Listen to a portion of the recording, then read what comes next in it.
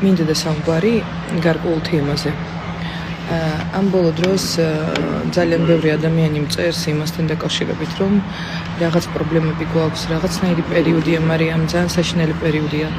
მართლა ცუდი პერიოდია, მაგრამ მე მინდა გითხრათ, რომ მიუხედავად ამ ყველაფერს, ძალიან მალე სიტუაცია გამოსწორდება. ეხლა აგიხსნით, ნახეთ 2024 წელი.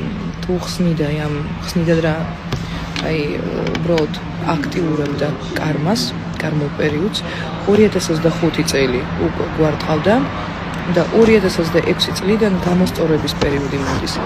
და კარგი ამბებია იმაში, რომ დაუშვათ აი ამ 2 წლის განმავლობაში რა საკითხებში გქონდა თქვენ პრობლემა, ხო ან ხარვეზი. ზუსტად ეს საკითხი გამოსწორდება 2026 წლიდან 2028 წლის ჩათვლით. აი ეგ არის კარგი.